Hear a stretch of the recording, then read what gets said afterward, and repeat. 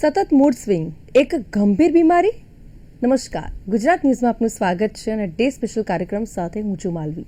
Day special કાર્યક્રમનો આજનો વિષય છે સતત મૂડ સ્વિંગ એક ગંભીર બીમારી. કારણ કે અત્યારે આપણે જોઈએ કે મૂડ સ્વિંગ્સને લોકો સામાન્ય રીતે એકદમ હળવાશમાં લેતા હોય છે, પરંતુ ક્યારેક તે જોખમી પણ સાબિત થતું હોય છે. જે રીતે ઘણી વખત મૂડ સ્વિંગ્સ ખૂબ જ જોખમી સાબિત થાય છે, આ સાથે તેના કારણે કેટલાય લોકોને આત્મહત્યા જેવા ઘાતક વિચારો પણ આવતા હોય છે. અને આ મૂડ સ્વિંગ ન માત્ર એક દિવસ કે 1-2 કલાક પૂરતું, પરંતુ ઘણી વખત લાંબા ગાળા સુધી ચાલતું હોય છે, જેથી કરીને એક ખતરો પણ બની શકે છે. ખાસ કરીને વાત કરીએ તો ઘણી વખત મૂડ સ્વિંગ્સના કારણે જરૂરત કરતાં વધારે શોપિંગ કરવી અથવા તો કોઈને કોઈ કારણસર કોઈ વસ્તુ ઉપર મગજમારી કરવી તે પણ એક કારણ છે. ખાસ કરીને વાત કરીએ તો ક્યારેક ખુશી અનુભવાય છે તો ક્યારેક દુઃખી પણ થઈ જવાતું હોય છે. આ એક ગંભીર બીમારીનો સંકેત છે. સતત જો મૂડ સ્વિંગના જે સમસ્યા રહે છે તો ખાસ કરીને જાણવું ખૂબ જ જરૂરી છે કે આપણે આમ તો મૂડ સ્વિંગ જે છે એને આપણે ઘણી વખત અવગણતા હોઈએ છીએ, પરંતુ એ માત્ર નાની બાબત નથી, પરંતુ જો સતત મૂડ સ્વિંગ થયા કરે છે તો ચોક્કસથી એને એકવાર ડૉક્ટરને બતાવવું જોઈએ, કારણ કે દુનિયામાં 3.7 કરોડ લોકો છે જે આ મૂડ સ્વિંગની બીમારી છે, સમસ્યા છે, તેનાથી પીડિત છે. તો આજે આ વિષય ઉપર ચર્ચા કરવી છે, કારણ કે એ જાણવું ખૂબ જરૂરી છે કે કયા બેઝિસ ઉપર મૂડ સ્વિંગ છે એ થતો હોય છે અને ખાસ કરીને એના લક્ષણો શું હોય છે. આ તમામ વિશે આપણે ડે સ્પેશિયલ કાર્યક્રમમાં વાત કરીશું, કારણ કે મૂડ સ્વિંગ એક ગંભીર માનસિક બીમારી પણ સાબિત થઈ શકે છે. અને આ વિશે આપણી સાથે ચર્ચા કરવા માટે જોડાઈ ચૂક્યા છે રમાશંકર યાદવ, જેઓ મનોચિકિત્સક છે. આપનું સ્વાગત છે રમાશંકરજી ડે સ્પેશિયલ કાર્યક્રમમાં. સાથે અન્ય ગેસ્ટ પણ જોડાયા છે, ડોક્ટર સપના ભટ્ટ, જેઓ પણ મનોચિકિત્સક છે. આપનું પણ સ્વાગત છે ડોક્ટર સપના. Thank you. અત્યારે સતત મૂડ સ્વિંગ, જેને આપણે નોર્મલી બહુ જ હળવાશમાં લેતા હોઈએ છીએ, પરંતુ ક્યારેક એક ઘાતકી પણ સાબિત થતું હોય છે, જેમ મેં અગાઉ પણ જણાવ્યું. પરંતુ હવે સૌથી પહેલા તો મારા દર્શક મિત્રોને જણાવશો રમાશંકરજી કે મૂડ સ્વિંગ શું છે અને ક્યારે ઘાતકી બની શકે છે, ક્યારે જોખમી સ્વરૂપ ધારણ કરી શકે છે. મૂડ સ્વિંગ બહુ કોમન વસ્તુ છે. નોર્મલી મૂડ સ્વિંગ ક્યારે ક્યારે થતા હોય છે એ સમજવું બહુ જરૂરી છે. નોર્મલી ઘણી વખત હોર્મોનલ ચેન્જીસના કારણે ફિમેલમાં મૂડ સ્વિંગ થતા હોય છે. ઘણી વખત આપણે જ્યારે સ્ટ્રેસમાં હોઈએ છીએ, ટેન્શનમાં હોઈએ છીએ, રિલેશનશિપમાં કોઈ કોન્ફ્લિક્ટ ચાલતું હોય છે, ત્યારે પણ ઘણીવાર મૂડ સ્વિંગ થતા હોય છે. માઇનર મૂડ સ્વિંગ્સમાં ઘણી વખત બહુ પ્રોબ્લેમ આવતો નથી. માઇનર મૂડ સ્વિંગ્સમાં ઇમ્પલ્સિવલી ઘણી વખત નાનું મોટું જોરથી બોલી દેવું, ગુસ્સો કરવો કે નાની મોટી આપણી સાઈડથી એવી હરકત થઈ જતી હોય છે જે ઘણી વખત પ્રોબ્લેમ ક્રિએટ કરતી નથી. પણ ઘણી વખત મૂડ સ્વિંગ, જેમ કે સાયકિયાટ્રી બીમારીમાં, ડિપ્રેશનમાં મૂડ સ્વિંગ બહુ કોમન હોય છે. બાયપોલર મૂડ ડિસઓર્ડરમાં મૂડ સ્વિંગ બહુ કોમન હોય છે. ઘણી વખત એન્ઝાયટી ડિસઓર્ડર, પર્સનાલિટી ડિસઓર્ડર અથવા સાયકોસિસમાં મૂડ સ્વિંગ બહુ કોમન હોય છે. જ્યારે મૂડ સ્વિંગ પરસિસ્ટન્ટ રહેતું હોય, લાંબા ટાઈમ માટે રહેતું હોય, કન્ટિન્યુઅસ રહેતું હોય અને મૂડ સ્વિંગની તીવ્રતા જ્યારે વધારે હોય, ત્યારે ઘણી વખત એ સામેવાળી વ્યક્તિને કે પોતાની જાતને ડિસ્ટર્બ કરી શકે છે. જ્યારે ઇમોશનલ ચેન્જીસ વધારે હોય છે મૂડ સ્વિંગમાં, તો ઘણી વખત સુસાઇડની કોશિશ પણ કરતા હોય છે. સેલ્ફ હાર્મ કે બીજાને હાર્મનું આ જોખમ પણ ઘણીવાર અને આવી જતું હોય છે. મૂડ સ્વિંગ કેટલું છે, કયા રીઝનથી છે અને કયા રીઝનની સાથે કોઈ મોટી સાયકિયાટ્રિક બીમારીનો પાર્ટ છે કે નહીં, એ જુદા જુદા પરિબળોને સમજવું બહુ જરૂરી હોય છે. ઘણી વખત ફિઝિકલ ઇલનેસના કારણે પણ મૂડ સ્વિંગ થતા હોય છે. વિટામિન ડેફિશિયન્સીના કારણે પણ મૂડ સ્વિંગ થતું હોય છે. થાઇરોઇડ ડિસ્ફંક્શનના કારણે પણ મૂડ સ્વિંગ થતું હોય છે. તો મૂડ સ્વિંગ દરેક વખતે કોઈ મોટી બીમારીનો ભાગ હોય એવું જરૂરી નથી હોતું. પણ જો આપણામાં ક્યાંક મૂડ સ્વિંગ થાય છે, મૂડ સ્વિંગનો મતલબ ક્યારેક વધુ પડતા ઇરિટેટ થઈ જવું, ક્યારેક વધુ પડતા ઇમ્પલ્સિવ થઈ જવું, ક્યારેક વધુ પડતા ફોર્મમાં આવી જવું, અથવા તો ક્યારેક વધુ પડતા ડાઉન જતું રહેવું, હતાશા, નિરાશા ને કશું ગમવું નહીં, એટલે મૂડ ઘણી વખત વધુ પડતું અપ અથવા ઇરિટેબલ થઈ જવું, અથવા તો મૂડ ઘણી વખત ડાઉન અને ઇરિટેબલ થઈ જવું, અથવા વધુ પડતું ડાઉન રહેવું. એટલે મૂડના જે ફ્લક્ચ્યુએશન આવે છે એને મૂડ સ્વિંગ કહેવાય છે. મૂડ સ્વિંગ જો માઇનર મૂડ સ્વિંગ રહેતા હોય અને ક્યારેક ક્યારેક રહેતા હોય, વિથ સ્પેસિફિક રીઝન રહેતું હોય અને ફિઝિકલ પ્રોબ્લેમના કારણે રહેતું હોય, તો ઘણી વખત આપણને બહુ નુકસાન નથી કરતું. પણ જ્યારે મૂડ સ્વિંગ વધારે રહેતું હોય તો એને ખાસ ધ્યાનમાં લેવું જોઈએ, કેમ કે જો લાંબા ટાઈમસર જો મૂડ સ્વિંગને અવગણીએ તો મોટી માનસિક બીમારીમાં પરિણમી શકે છે. બિલકુલથી. અને ખાસ કરીને આપે જે પ્રમાણે જણાવ્યું છે કે મોટા ભાગે સ્ત્રીઓની અંદર મૂડ સ્વિંગનું પ્રમાણ છે તે વધુ જોવા મળતું હોય છે. પરંતુ પુરુષોમાં પણ શું મૂડ સ્વિંગ છે જોવા મળતું હોય છે? દરેક વ્યક્તિમાં મૂડ સ્વિંગ થઈ શકે, સ્ત્રીઓમાં પણ થઈ શકે, પુરુષોમાં પણ થઈ શકે, એજ ગ્રુપમાં નાના બાળકોથી લઈને વડીલો સુધી બધામાં મૂડ સ્વિંગ તો કોઈનામાં પણ થઈ શકે. આવા જુદા જુદા રીઝનથી મૂડ સ્વિંગ થઈ શકે. ને પુરુષોમાં વ્યસન છે, ફાઇનાન્શિયલ સ્ટ્રેસ છે, જોબ લોસ છે, જોબનું જે પ્રેશર છે, જુદા જુદા રીઝનથી પુરુષોમાં પણ મૂડ સ્વિંગ થતા જ હોય છે. દરેક એજ ગ્રુપમાં અને દરેક સેક્સ્યુઆલિટી મેલ ફિમેલ બંનેમાં જુદા જુદા રીઝનથી મૂડ સ્વિંગ થઈ શકે છે. અને પુરુષોમાં આજકાલ તમે જોઈએ છે કે જેમ આજકાલના બાળકોમાં વધુ પડતા મોબાઈલના યુઝના કારણે, વધુ પડતું એકલા રહેવાના કારણે, સોશિયલ આઇસોલેશનના કારણે મૂડ સ્વિંગ બહુ કોમન છે. આજકાલના યુથમાં મોબાઈલના વધુ પડતા યુઝના કારણે અને ઇમ્પલ્સિવ કન્ટેન્ટ જોવાના કારણે, ઇમ્પલ્સિવ વાયલન્ટ ગેમ રમવાના કારણે એ લોકોમાં મૂડ સ્વિંગ બહુ કોમન થાય છે. સોશિયલ કોમ્યુનિકેશન નથી, પેરેન્ટ્સ સાથેના કોન્ફ્લિક્ટ છે, પેરેન્ટ્સના સજેશન ગમતા નથી અને મૂડ સ્વિંગ બહુ કોમનલી થાય છે. સડનલી રડવા લાગે, જોરથી બૂમો પાડવા લાગે, વસ્તુ ફેંકવા લાગે, સુસાઇડના થોટ આવવા લાગે, મૂડ સ્વિંગમાં જાત જાતના અને ઇમોશનલ ડિસ્ટર્બન્સ અને જાત જાતના બિહેવિયર ડિસ્ટર્બન્સ આજકાલ યુથમાં બહુ કોમન છે. બિલકુલ. ડોક્ટર સપના, જે રીતે દુનિયામાં 3.7 કરોડથી પણ વધારે લોકો આ સમસ્યાથી પીડિત છે, પરંતુ ઘણી વખત એવું બનતું હોય છે કે આપણે પોતે પણ તેને લાઇટલી લેતા હોઈએ છીએ, હળવાશમાં લેતા હોય છે. આપનું શું માનવું છે ખાસ કરીને મૂડ સ્વિંગની સમસ્યાથી? હવે કહેવાય ને કે દરેક બીજો વ્યક્તિ છે તે પીડાઈ રહ્યો છે, પરંતુ જે રીતે અત્યારે મૂડ સ્વિંગ જે લોકોમાં થતું હોય છે, ખાસ કરીને લક્ષણો કયા પ્રકારના જોવા મળતા હોય છે? જી. તો જેમ આપણે જોવા જઈએ ને તો શરૂઆતમાં જયારે મૂડ સ્વિંગ્સ થતા હોય ને તો વ્યક્તિ બહુ સિરિયસલી એટલા માટે નથી લેતો કે એને ખ્યાલ નથી આવતો. અચાનક જ કોઈ વ્યક્તિને એકદમથી બહુ જ ગુસ્સો આવી ગયો અને ક્યારેક એકદમથી કદાચ બહુ જ ખુશ થઈ ગયા, એવું ફીલ થયું, ઓવરવેલ્મ ફીલ થયું, બહુ સારું લાગ્યું. અને અચાનકથી એકદમ એવું લાગે કે અરે, હું 2 કલાક પહેલા તો એકદમ ખુશ હતો, મને બહુ સારું લાગતું. અચાનક મને શું થઈ ગયું, તો હવે મને બહુ ડાઉન ફીલ થાય છે, સારું નથી લાગતું, ડિપ્રેશન ફીલ થાય છે. એવા વર્ડ્સ એ લોકો યુઝ કરતા હોય જનરલી. હવે એમની ખુશીનું કારણ બહુ જ નાનું બી હોઈ શકે, ઓવરવેલ્મ થઈ ગયા, બહુ જ સારું લાગવા લાગ્યું અને બહુ નાનું કારણ હોઈ શકે, અને દુઃખી થવા માટેનું પણ બહુ જ નાનું કારણ હોય. અને પાછળથી જયારે એ લોકો એનાલાઇઝ કરે અને રિયલાઇઝ કરે તો એવું લાગે કે આવું તો કઈ મોટું હતું ને, કે આટલું બધું મારે દુઃખી થવાનું હતું, કે આટલું મારે ખુશ થઈ જવાની જરૂર હતી. સો જે પરસિસ્ટન્ટ હોય ને, ધારો કે કોઈક વખત તો દરેક વ્યક્તિને એવું થાય, આપણે પણ ક્યારેક કોઈક બી કારણસર એકદમ બહુ ખુશ થઈ જઈએ અને પછીથી લાગે કે આટલી મોટી વાત નથી, કે બહુ એકદમથી દુઃખી થઈ જાય પછી રિયલાઇઝ કરે કે બહુ મોટી વાત નથી. પણ જો એ જ વસ્તુ રેગ્યુલર થતી હોય, આમ જેમ કહીએ ને કે ઘડી ઘડી થતી હોય, કોઈ બી વખતે એવું લાગે કે વ્યક્તિને એકદમથી કોઈ વસ્તુ બહુ સારી ભાવતી હોય અને લાગે કે ના ના, તો મને ગમતી જ નથી જ ખાવી. કોઈ વ્યક્તિ સાથે વાત કરવું આપણને બહુ જ ગમતું અને પછી થાય કે આ વ્યક્તિ મને ઇરિટેટ કરે છે, આની સાથે વાત નથી કરવી. કોઈ જગ્યા આપણને ગમતી હોય કે કોઈ પ્રવૃત્તિ આપણને ગમતી હોય ને, તો મૂડ આપણું ફ્લક્ચ્યુએટ થયા કરે. ગમે છે કે નથી ગમતું, એ જ કન્ફ્યુઝન છે. અને ઘડી ઘડી એક ને એક વસ્તુ થતી હોય, આમાંથી કોઈ પણ સિમ્ટમ્સ હોય, લક્ષણો હોય, એકદમથી એવું લાગે કે હું બહુ એનર્જેટિક છું ને પછી થોડી વારમાં એવું લાગવા લાગે કે ના ના, મને બહુ થાક લાગે છે.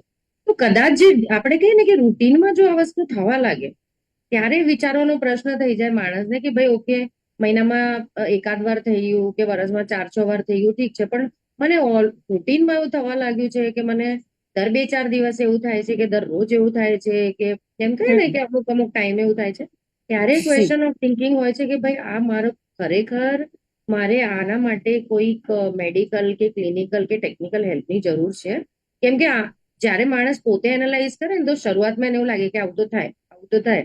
પણ જયારે પોતે એ રિયલાઇઝ કરે અને કદાચ કોઈ એને કહે કે ભાઈ આટલી મોટી વસ્તુ નથી કે તું આવી રીતે રિએક્ટ કર્યું, કે આટલી મોટી વસ્તુ નથી કે તારે એકલામાં જતું રહેવાની જરૂર પડી, તને લાગ્યું કે મારે કોઈ નહીં જોઈએ, મારે એકલા રહેવું છે. તો આવા બધા સિમ્ટમ્સ જયારે વધવા માંડે, કે માણસ ખાતું હોય તો બસ ખાયા જ કરે, બહુ જ ખાય, કદાચ ના ખાતો ખાઈ જ ના શકે, એને ઊંઘ આવતી હોય તો બહુ જ ઊંઘે, નહીં તો ઊંઘ જ ના આવતી હોય, કોઈની સાથે વાત કરવાની બહુ ઈચ્છા થઈ ગઈ, કર્યા જ કરે, નહીં તો વાત જ નથી કરવી, સામેવાળા કેટલા બી પ્રયત્ન કરે. આવા જે આપણે કહીએ ને કે એકદમ ઓપોઝિટ સિમ્ટમ્સ, એકદમ ઉલટા આપણે કહીએ ને કે એવા કોઈ જો સિમ્ટમ લાગે ને કે એકદમ અપોઝિટ ટુ ધ નેચર કે અપોઝિટ ટુ ધ બિહેવિયર હોય, ત્યારે એ ખરેખર વિચારવાનો પ્રશ્ન હોય. અને વ્યક્તિએ ખરેખર પોતે એનાલાઇઝ કરીને જોવું જોઈએ કે ભાઈ કેટલી કેટલી વખત મને આ ઘડી ઘડી થાય છે. અને આમાં કોઈ એજ બાર નથી, નાના છોકરાઓને બી થઈ શકે, લેડીઝને બી થઈ શકે, જેન્ટ્સને બી થઈ શકે. ઘણી વખત એને પેલી રીતે રિલેટ કરે કે ઓકે લેડીઝને પીરિયડ્સ ના આગળ પાછળ એવું થાય છે, ડેટ હોય ને તો આગળ પાછળ મૂડ સ્વિંગ થાય, બની શકે. મેનોપોઝ હોય તેમાં આગળ પાછળ થાય, બની શકે. સેમ વે જેન્ટ્સમાં પણ એવું હોય કે લેટ એજમાં થોડુંક એમના પણ જે સિમ્ટમ્સ હોઈ શકે, પણ જો જી રેગ્યુલર હોય, ઘડી ઘડી થતું હોય, તો એના માટે પછી ટેકનિકલ હેલ્પ લેવાની એમને જરૂર છે. બિલકુલ. ડોક્ટર રમાશંકરજી, જે રીતે ઊંઘની પેટર્નની વાત કરીએ તો ઊંઘની પેટર્ન અને મૂડ સ્વિંગ્સ વચ્ચે શું કોઈ સંબંધ છે ખરા? જે સારી ઊંઘ હોય, જે ડીપ સ્લીપ હોય, જે રાતની 6 થી જી 8 કલાકની જે સ્લીપ હોય એ રિસ્ટોરિંગ સ્લીપ હોય. સરખી જી ઊંઘ, સારી ઊંઘ અને રિફ્રેશિંગ ઊંઘ જે કહેવાય, જો એ ના થતી હોય, રેગ્યુલર બેસિસમાં તમે રાત્રે 12, 1, 2 વાગ્યા સુધી જાગતા હોય અને પૂરી 6 થી 8 કલાકની ઊંઘ ના કરતા હોય, તો જે મગજને જે રેસ્ટ મળવો જોઈએ એ ના મળતો હોય. અને બહુ કોમનલી જોવામાં આવી રહ્યું છે કે સ્લીપ ડિસ્ટર્બન્સની સાથે સાથે અને ઇમ્પલ્સિવિટી અને મૂડ સ્વિંગ બહુ કોમનલી જોવા મળે છે. તો સ્લીપ જે છે અને સારી સ્લીપ, સાઉન્ડ સ્લીપ મૂડને રેગ્યુલેટ કરવા માટે બહુ જરૂરી હોય છે. જી ડોક્ટર, સપના ખાસ કરીને શું પર્યાવરણ કે આસપાસના લોકોનો વ્યવહાર મૂડને ટ્રિગર કરી શકે? જી, મૂડ જે સ્વિંગ્સ છે ને એના માટે ડેફિનેટલી ટ્રિગર કરી શકે. જેમ કે બની શકે કે કોઈક વ્યક્તિ તમારી સાથે બહુ જ સારું હોય, પહેલા બહુ સારી વાતચીત થતી હોય, તમારો સારો સંબંધ હોય, અને અચાનક કોઈ કારણસર એ બગડી ગયો હોય, તો તમને એ વ્યક્તિ સામે જોવામાં પણ તમને ના ગમતું હોય, તો ગમવું અણગમવું થઈ જાય. તમે વાત કરવા માંગતા હો, ના કરવા માંગતા હો, એ વ્યક્તિ સાથે તમે જોઈને પણ ઇરિટેટ થતા હો, ઓર કોઈ બી કોન્વર્સેશન કરતા હો તો ઇરિટેટ થતા હો. એ મૂડ સ્વિંગ્સ થઈ શકે. સ્વિંગ એટલે બહુ સારો મૂડ, બહુ ખરાબ મૂડ, ગમે છે, નથી ગમતું. પણ એ જે ડિઝીઝ છે, જે ડિસઓર્ડર છે, એમાં જી કન્વર્ટ થવા માટે એન્વાયરમેન્ટ એક ફેક્ટર હોઈ શકે. પણ એકલા એન્વાયરમેન્ટ ફેક્ટરના લીધે કદાચ મૂડ ડિસઓર્ડર આપણે એનાલાઇઝ ના કરી શકીએ. એના માટે કદાચ બીજા બધા ઘણા સિમ્ટમ્સ છે. મે બી હેરિડિટરી હોય, મે બી કોઈ પાસ્ટ હિસ્ટ્રી હોય, કોઈ લાઈફનો એક્સપિરિયન્સ એવો હોય, કંઈક એવું લાઈફમાં સિચ્યુએશન એવી થઈ ગયું હોય, કંઈક આપણે કહીએ મેડિકલી પણ કંઈક ઇસ્યુ થયું હોય, એ બધા ભેગા થઈને ક્યારે મૂડ સ્વિંગ્સ, જે મૂડ ડિસઓર્ડર છે એ હોય. અધરવાઇઝ સ્વિંગ્સમાં તો આપણે બધા ઓબ્ઝર્વ કરી શકીએ અને એકચ્યુઅલી એના પર વર્ક બી કરી શકીએ. જો લાગે કે એન્વાયરમેન્ટ એક ફેક્ટર છે જે અફેક્ટ કરી રહ્યો છે, જે કરતો હોય છે ઘણીવાર, સ્પેશિયલી આપણે કહીએ ને કિડ્સમાં એ થઈ જતું હોય છે, એમના ફ્રેન્ડ સાથે હોય કે સિબલિંગ સાથે હોય કે કોઈક સિચ્યુએશન એવી થઈ હોય, તો બની શકે. તો એ એકચ્યુઅલી જોઈ શકાય છે. જી બિલકુલ. રમાશંકરજી, તો કયા સંકેતો સૂચવે છે કે હવે સ્થિતિ સામાન્ય નથી? કારણ કે આમ તો મૂડ સ્વિંગ્સ દરેકને થતા હોય છે, પરંતુ એ લાંબા ગાળા સુધી રહેવું, સતત ચીડિયાપણું અનુભવવું, તણાવ અનુભવો, અને અત્યારે જે રીતે લોકો લાઈફસ્ટાઈલ જીવી રહ્યા છે, એકદમ સ્ટ્રેસફુલ અને કહેવાય ને કે એકદમ બિઝી લાઈફસ્ટાઈલ જીવી રહ્યા છે, પરંતુ હવે આ બધાની વચ્ચે આપણને એવું ખ્યાલ નથી આવતો કે આપણું જે મૂડ છે તે સ્વિંગ થઈ રહ્યો છે અને લાંબા ગાળા સુધી પણ આપણને ચીડિયાપણું રહી શકે છે. હવે આવા સંજોગોમાં આપણે ક્યારે ચેતવવાની જરૂર છે અને સ્થિતિ સામાન્ય નથી એવી આપણને ક્યારે ખબર પડે છે? બહુ સિમ્પલ લેંગ્વેજમાં કહીએ તો બે જ પોઈન્ટ બહુ જરૂરી હોય છે. સોશિયલ ફંક્શનિંગ અને ઓક્યુપેશનલ ફંક્શનિંગ. એટલે કે સ્ટુડન્ટ છે તો સ્ટડી, અને કોઈ જોબ કે કોઈ બિઝનેસ કરે છે તો સોશિયલ ફંક્શનિંગ, લોકો સાથે વાતચીત વ્યવહારમાં શું ચેન્જીસ આવી રહ્યા છે. જો આપણો જે નોર્મલ વાતચીત વ્યવહાર હતો એમાંથી કઈ ચેન્જીસ આવી રહ્યા છે કે નહીં.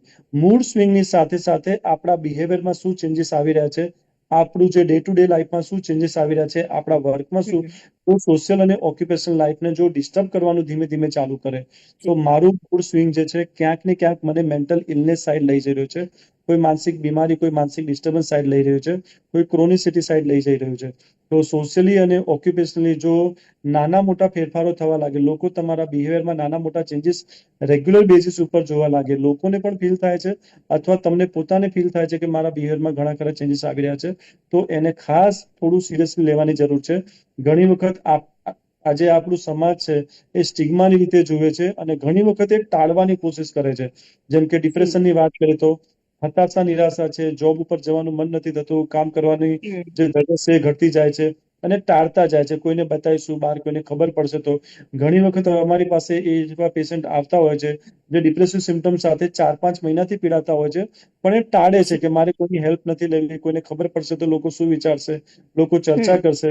તો શરૂઆતના લેવલના સિમ્ટમ્સમાં જો તમે હેલ્પ લો, અને હું એમ નથી કહેતો કે સાયકેટ્રી ડિસઓર્ડર, ઘણી વખત મૂડ સ્વિંગ થવાની શરૂઆત જેમ કે B12 ડેફિશિયન્સી અને થાઇરોઇડ કે અને પેલું કોઈ હોર્મોનલ ચેન્જીસના કારણે, એન્વાયરમેન્ટના કારણે, સ્ટ્રેસના કારણે, તો મૂડ સ્વિંગની સાથે એસોસિએટેડ ફેક્ટર કયું છે? જો એસોસિએટેડ ફેક્ટર સાયકેટ્રી ઇલનેસ છે તો એની ઉપર ફોકસ કરવું જોઈએ. જો ફિઝિકલ પાર્ટ છે તો એની ઉપર ફોકસ કરીએ. જો અર્લી લેવલે, જો જલ્દીના લેવલે જો આની પાછળ ધ્યાન આપવામાં આવે તો મૂડ ડિસઓર્ડર અથવા તો મૂડ સ્વિંગના કારણે મોટી માનસિક બીમારીમાં પરિણમતું નથી, અથવા તો મોટા ડિસ્ટર્બન્સ કરતા બચાવી શકાય છે. આવા મૂડ ચેન્જીસ અને આજે જે યુથમાં સુસાઇડ થઈ રહ્યા છે, દરેક એજ ગ્રુપમાં સુસાઇડ થઈ રહ્યા છે, ક્યાંક ને ક્યાંક એ પોતાના ઇમોશન્સ, ક્યાંક ને ક્યાંક ને પોતાના મૂડ સાથે જોડાયેલી ફરિયાદોને, ક્યાંક ને ક્યાંક પોતાની અંદરની પીડાઓને વ્યક્ત નથી કરી શકતા, કાં તો કોઈ સ્પેશિયાલિસ્ટની હેલ્પ નથી લેતા, અને મૂડ સ્વિંગ અથવા તો મૂડ ચેન્જીસ અથવા તો લો મૂડમાં એ પોતાની જાતને ડિસ્ટર્બ કરી નાખે છે. બીજી વસ્તુ છે કે જે સબસ્ટન્સ લેતા હોય છે, વ્યસની લોકો જે હોય છે, વ્યસની લોકોમાં વ્યસનના કારણે મૂડ ચેન્જીસ બહુ કોમનલી જોવા મળતું હોય છે. તો એ લોકો જો વ્યસન મુક્ત થાય અને વ્યસન મુક્તિ થવાની જો પ્રોપર ટ્રીટમેન્ટ કરાવે અને જુદા જુદા સોશિયલ કે બીજા પરિબળો પાછળ જો ધ્યાન આપવામાં આવે તો મૂડ સ્વિંગ ક્યાંક મોટી ઘટનામાં ને પરિણમતા રોકી શકાય છે. અને બાળકોમાં પણ સેમ વસ્તુ આ છે કે બાળકોમાં ક્યાંક ને ક્યાંક પેરેન્ટિંગમાં કંઈક ભૂલ છે, અને બાળકને ક્યાંક ને ક્યાંક મોબાઈલનો અને એક્સેસિવ યુઝ છે, કયા લેવલે વર્ક કરવાની જરૂર છે, પેરેન્ટિંગના લેવલે કઈ ગાઈડન્સની જરૂર છે, બાળકને પર્સનલી કંઈક અમુક બિહેવિયર ચેન્જ કરવાની જરૂર છે, બાળક અમુક સાયકેટ્રિક બીમારીના કારણે કે અમુક ફિઝિકલ કમ્પોનન્ટના કારણે ક્યાંક મૂડ ચેન્જીસ આવે છે, એને અર્લી જો અને આપણે અર્લી ડિટેક્ટ કરીએ, અર્લી ઇન્ટરવેન્શન કરવામાં આવે તો ચોક્કસ આને મોટા લેવલે ડિસ્ટર્બન્સ વધારતા રોકી શકાય છે.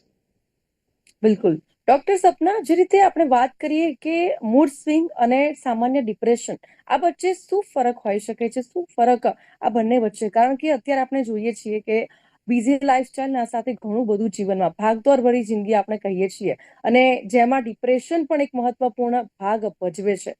તો આ જે મૂડ સ્વિંગ છે અને ડિપ્રેશન છે, આ બંને વચ્ચે ફરક કેટલો? જી, ડિપ્રેશનમાં મોસ્ટલી શું હોય કે વ્યક્તિ છે ને આમ શાંત થઈ જાય. ડિપ્રેસ એટલે ડાઉન થઈ જાય, એને કોઈની સાથે વાત કરવું ના ગમે, એને એકલા જ રહેવાનું ગમે, એ કદાચ બહુ કહે ને કોમ્યુનિકેટ ના કરે, વાતચીત ના કરે, અને એકદમ આપણને ફીલ થાય કે બહુ ડલ છે, અને વ્યક્તિ પોતે પણ એ જ કે મને કંઈ ગમતું નથી, મને કંઈ કરવું નથી, એને કોઈ જ વસ્તુ ના ગમે, રાઈટ?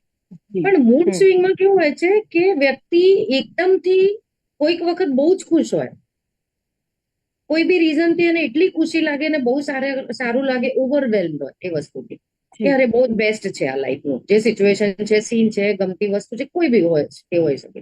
અને ક્યારેક એને એવું લાગે કે બિલકુલ ખરાબ છે, એકદમ બેકાર છે. એટલે બે અપોઝિટ પોલ થઈ ગયા. સૌથી વધારે ગમતું, સૌથી સારું લાગવું, આપણે કહીએ ને એકદમ યુફોરિયા ફિલિંગમાં છે કે બહુ જ સારું લાગે છે, અને એક એવા ફિલિંગમાં છે કે કશું સારું નહીં, બધું જ ખરાબ છે, વર્સ્ટ છે, એ રીતે. તો મૂડ સ્વિંગમાં બંને વસ્તુ થાય, સારું બી થાય, ખરાબ બી થાય, બહુ જ ગમે, બિલકુલ ના ગમે. એટલે બે અપોઝિટ પોલ વસ્તુ જેમ મેં કીધી. અને ડિપ્રેશનમાં ઇટ ઇઝ ઓલવેઝ ડાઉન. એમાં વ્યક્તિ ક્યારેક આપણે કોઈ ડિપ્રેસ વ્યક્તિને એવું નહીં મોસ્ટલી જોયું હોય કે બહુ જ ખુશ થઈ ગયો, બહુ જ હસે છે અને કાયમ એ જ ફેઝમાં રહે છે, એને સારું લાગે છે. મેજરલી એને ડાઉન ફીલ થાય છે, સારું નથી લાગતું, ગમતું નથી. સો આ જે ડિફરન્સ છે ને બહુ ક્લિયર હોય છે. જે વ્યક્તિ એવી રીતે વાત કરે છે કે કોઈક વખત હું બહુ ખુશ થઈ જાઉં છું, મને બહુ સારું લાગે છે, મને બહુ જ ભાવે છે, મને બહુ પસંદ આવે છે. જેમ કે વ્યક્તિ ગયો અને શોપિંગ કરવાનો મૂડ થઈ ગયો તો એને વિચાર ના આવ્યો કે મેં કેમ આટલું બધું ખરીદી લીધું. એ કંઈક એવા જ મૂડમાં છે. અને ક્યારેક ગયો ને તો એને કેટલી બી સારી વસ્તુ મૂકી હોય, ક્યાંક એને ગમતું હોય, એની જરૂરિયાત પણ હોય, અને લીધા વગર આવશે કે ના ના શું જરૂર છે, મારે નથી જોઈતું, ચાલશે, કેમ લેવું, કેમ કરવું, કેમ જીવવું, એવું લાગે. તો જીવન બેસ્ટ લાગે અને જીવન વર્સ્ટ લાગે. એ ટાઈપની એકદમ ઓપોઝિટ સિચ્યુએશન મૂડ સ્વિંગ્સ. જી રમાશંકરજી, હવે આ મૂડ સ્વિંગ થી બચવું હોય તો શું કરવું જોઈએ? અમારા દર્શક મિત્રોને જણાવશો, ક્યારે ડોક્ટર પાસે જવું ખૂબ જ જરૂરી બની જતું હોય છે? સૌથી પહેલા સપનાજી વાળી વાતમાં થોડું એડ કરવા માંગીશ. ડિપ્રેશન અને મૂડ સ્વિંગમાં, તો ડિપ્રેશનમાં પણ મૂડ સ્વિંગ બહુ કોમનલી જોવા મળતું હોય છે. લો મૂડ તો ડિપ્રેશનનું એક સિમ્ટમ્સ છે જ, પણ ઘણી વખત લો મૂડની સાથે ઇરિટેબિલિટી હોય છે, મૂડ સ્વિંગ થાય છે કે બહુ ડાઉન રહેવાની સાથે ઇરિટેબિલિટી થાય છે. તો ડિપ્રેશનની સાથે જ્યારે એન્ઝાયટી હોય છે ત્યારે મૂડ સ્વિંગ થઈ શકે. ડિપ્રેશનની સાથે જ્યારે સાયકોટિક સિમ્પટમ્સ હોય છે ત્યારે મૂડ સ્વિંગ થતા હોય છે કે ડાઉન તો છે, સેડનેસ તો છે, સાથે ઇરિટેબિલિટી પણ છે. અને જેમ સપનાજીએ વાત કરી, એક ડાયગ્નોસિસ કહેવાય bipolar mood disorder. Bipolar mood ડિસઓર્ડરમાં શું હોય છે કે યુફોરિક હોય છે, વધુ પડતો જી. ખુશ હોય છે, વધુ પડતો અને ઇમ્પલ્સિવ હોય છે.